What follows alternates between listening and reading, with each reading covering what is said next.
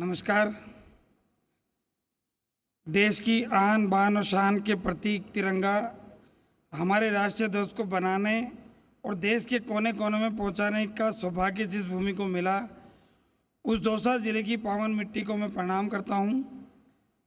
आज़ादी के बाद दिल्ली में फहराया गया पहला तिरंगा झंडा दौसा के गांव आलूदा से ही बनकर गया था। लोक कला और संस्कृति में भी दौसा की विशेष पहचान है। ऐसे देश प्रेमियों, कर्मठ प्रगतिशील विचारों वाले नागरिकों की जरा को नमन करते हुए मैं आप सभी का स्वागत करता हूं। कार्यक्रम में हमारे बीच हमारे मंत्री साहब डॉक्टर किरोड़ीलाल मीणा जी आने वाले थे, पर उनका स्वास्थ्य अचानक खराब हुआ तो वो नहीं आ पाए। डॉक्टर साहब के बारे में सबको पता है कि उम्र की कोई सीमा नहीं है उनके लिए, और संघर्ष उनका हमेशा साथी रहा है।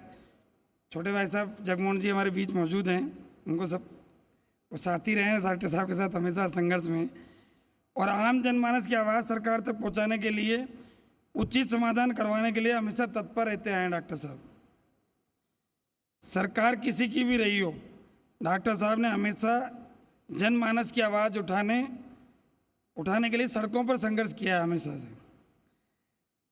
और इसी के साथ हमारे बीच में मौजूद हैं विशिष्ट अतिथि दौसा के जिला कलेक्टर श्री देवेंद्र जी, पुलिस अधीक्षक श्री सागर राणा जी, और CO city Ravi Sharma ji, madam नगर परिषद चेयरमैन मैडम, सॉरी मैं आपका नाम नहीं पता। दौसा ऐसा जिला है जिसके बारे में कुछ कहना सूरज को दीपक दिखाने जैसा है।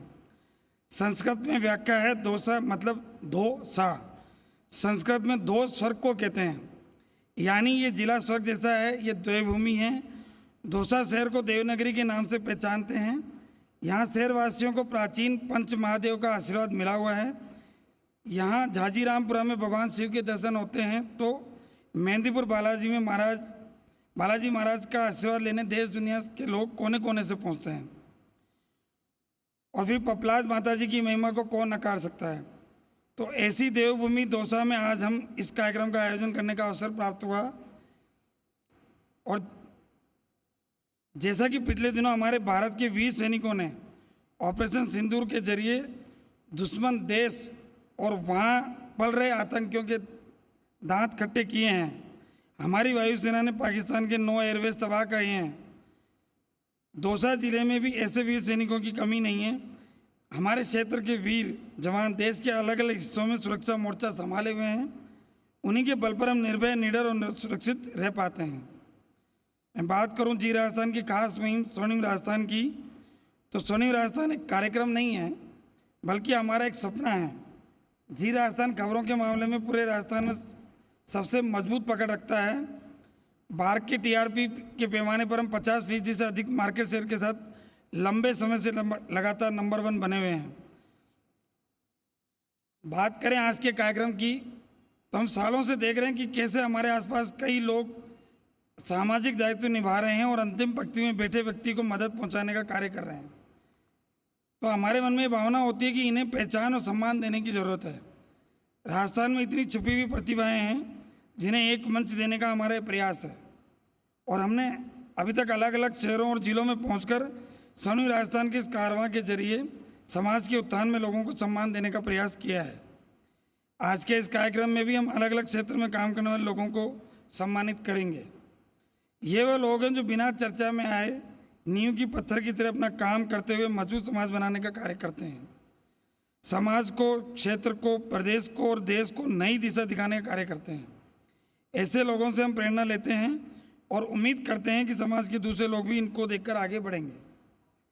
हम इस कार्यक्रम के जरिए ऐसे लोगों को आप सबके सामने ला सकें, उन्हें एक ग्रेटिट्यूड दे सकें, यही हमारा इस कार्यक्रम का मुख्य उद्देश्य है। इस कार्यक्रम के माध्यम से हम आपसे आपके शहर में जुड़ पाते हैं, यहाँ की समस्याओं को आपके जनप्रतिनिधि के सामने रखते हैं, उन पर चर्चा करते हैं। खबरों के माध्यम से हम आपकी आवाज़ बन सकें, यह मेरा प्रयास रहता है। लेकिन जब आपके बीच में यहाँ आपके शहर में आते हैं तो जमीनी स्तर पर और यहाँ की बेहतरी के लिए आपके सुझाव और आपका साथ मिलता है। स्वर्णिम राजस्थान एक मंच है समाज के हर तबके, हर व्यक्ति को जोड़ने का।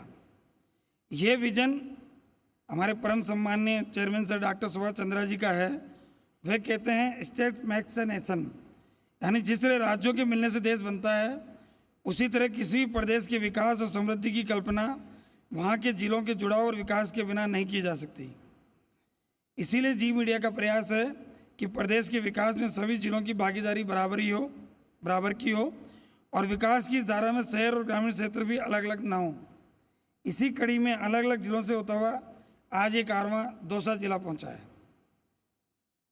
दौसा जिला सभी को पता है राजधानी के बहुत नज़दीक है और रेल और रोड कनेक्टिविटी से बहुत बेहतर तरीके से जुड़ा हुआ है और यही कारण है कि जयपुर आने वाले अधिकांश पर्यटक यहाँ भी आना जरूर पसंद करते हैं। यहाँ का हेला ख्याल संगीत दंगल की पुरानी पहचान है। इस दंगल में राजनीति और देश विदेश के समसामयिक मुद्दों पर जो गीत संगीत के जरिए कटाक्ष किया जाता है वह अपने आप में रोचक है और अब तो विकास के पथ पर भी दौसा निरंतर आगे बढ़ रहा है। एक्सप्रेस वे से कनेक्टिविटी और कई मायनों में अभी राजस्थान का गुड़गांव बनने जा रहा है। सिकंदरा का स्टोन उद्योग अब केवल राजस्थान या हमारे देश तक सीमित नहीं है, बल्कि यहाँ की बनाई हुई कलाकृतियाँ मूर्तियाँ विदेशों तक एक्सपोर्ट की जाती हैं। ट्रेन कनेक्टिविटी में दौसा और बांदीकुई दोनों ही रेलवे स्टेशन अपनी पहचान बनाए हुए हैं। बजट में हाल ही में सरकार ने दौसा जिले के लिए जो घोषणाएं की हैं, उन्होंने जयपुर आगरा हाईवे को, जिसका करीब 90 किलोमीटर हिस्सा दौसा जिले की सीमा में है, उसे जीरो एक्सीडेंट जोन बनाने का निर्णय लिया है। टूरिज्म की दिशा में आबानेरी के विकास की बात कही गई है, तो वहीं महेंद्रपुर बालाजी में यातायात जाम की समस्या से निजात दिलाने के लिए बाईपास की भी डीपीआर बनाई जा रही है। यानी राज्य की सरकार दौसा के विकास को लेकर सजग है और निरंतर प्रयासरत है। तो वहीं सामाजिक सरोकारों के साथ हमारा चैनल लगातार आप लोगों की बात सरकार तक पहुंचाता रहा है। जनता की बात दिखाना, सरकार को बताना हमारी प्राथमिकता है और यही कारण है कि टीवी चैनल्स की टीआरपी के मामले में लगातार राजस्थान नंबर 1 बना हुआ है। आज इस मंच से मैं ये विश्वास दिलाना चाहूँगा कि दौसा की बात रखने में चैनल हमेशा आगे रहा है और आगे रहेगा। आपके साथ था, आपके साथ है और आगे भी आपको अपनी कोई बात सरकार तक पहुँचानी हो तो हमेशा चैनल एक सेतु के रूप में आपके साथ जुड़ा रहेगा। आप हमेशा जी राजस्थान को अपने नज़दीक खड़ा पाएंगे। आज के इस कार्यक्रम के जरिए हम दौसा को प्रदेश के विकास में अग्रणी भूमिका निभाने वाला जिला मुख्यालय बनाएं, ऐसा हम सभी संकल्प लेंगे। दौसा के विकास के लिए सभी एक सोच के साथ आगे बढ़ेंगे। सभी जाति धर्म समाज के लोग एक साथ मिलकर विकास के पथ पर अग्रसर हों, ऐसी मेरी कामना है। बहुत बहुत धन्यवाद। जय महेंद्रपुर बालाजी महाराज। जय हिंद, जय भारत।